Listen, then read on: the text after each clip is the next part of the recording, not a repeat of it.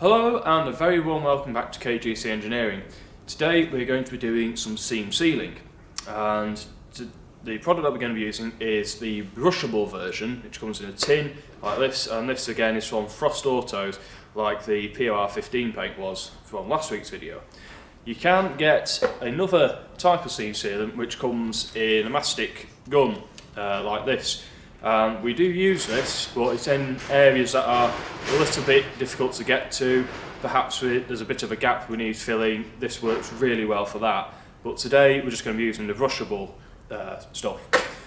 The surface that we've worked on is going to be one of the floor pans that we POR15'd last week.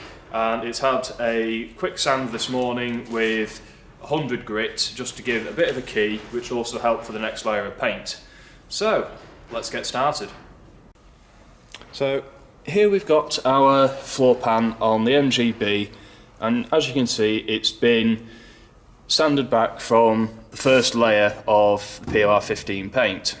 The reason why we're doing it between the first and the second layer of the primer is that it's given us a coat on the freshly welded area, so it's fresh metal and it's all clean, such as along here and there. And it also adds as an extra benefit that it's then sealed well into under a couple of layers of paint. Now some people will say to put the seam sealer on straight away once you've done your welding repairs.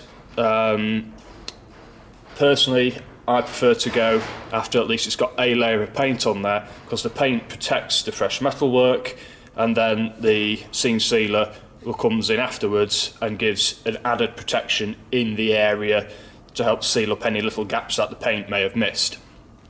So basically, if we lift the can, the lid off the can,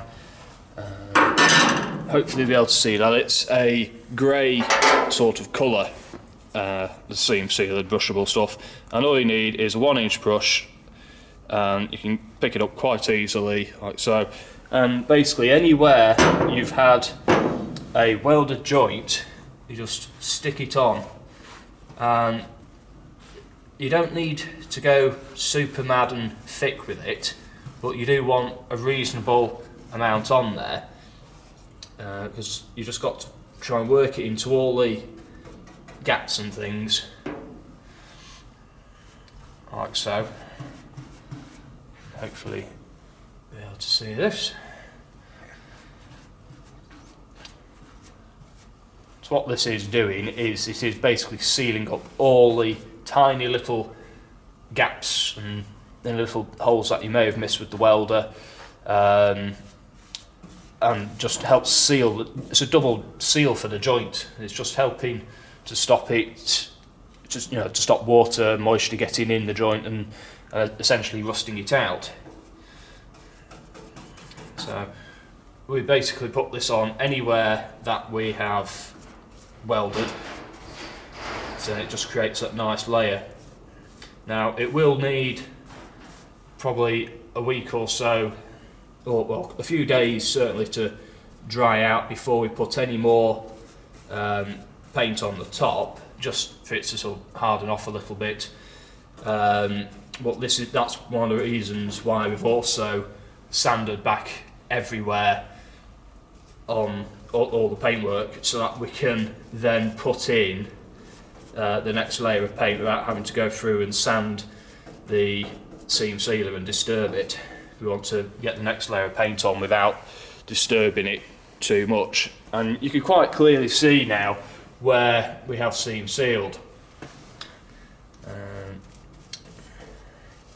which is a good thing. Like I say, we literally do it everywhere where there's a weld, there's a joint, anything like that, any possible place where water or moisture may get in between areas. We get the seam sealer in there and brush it in. It can even be a big area that we just brush over. I have just done in the far corner, which you may be able to see now, and that's it. But when we come to doing joints between the panels, so I'll just move the camera in a bit, so hopefully be able to see a bit better, such as the floor panel joins to the back one, and again it joins here to the gearbox tunnel. In there we always try and get as much in to the gap as possible, so we'll brush it down and in to the gap to seal the gap up. But again, this is possibly somewhere where the mastic type seam sealer is more useful, because you can get in and you can brush it, you know, press it right in with your finger right into the joint. But as it's reasonable enough to get in with the brush at this particular area, it's not too bad.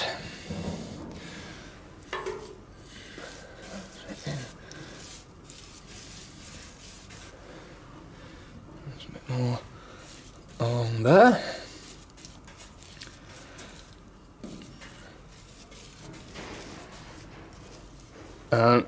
Personally, I've always found that if you use the brush, you can get a slightly better and neater job of it, so that if anybody lifts the carpets up and sees it underneath, which you'll see it underneath the paint because there'll be a mark where it is, they'll see, oh right, it looks a nice and neat job. It's not been not been made a mess of.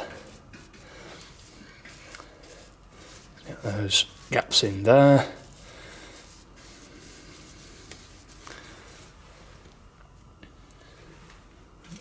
More around there.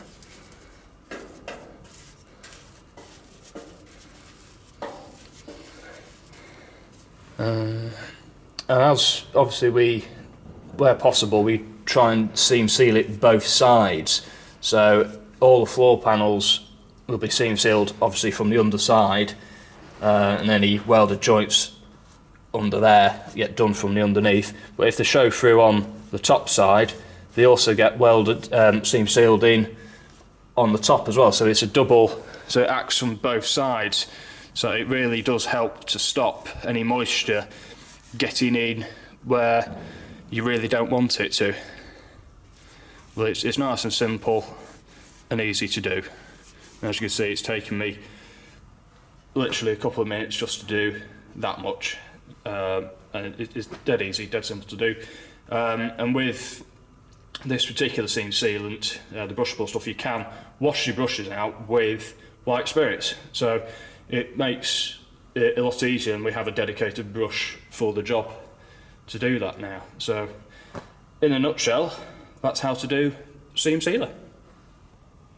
So there we go. It's very simple to use the brushable seam sealer on all your welded joints on your classic car project. If you've liked this video, don't forget to like. Please do share it about as well. Leave any comments you have down below, and make sure that you hit subscribe, because next week we've got a really good video coming along and we don't want you to miss out. So until next time, happy classic motoring.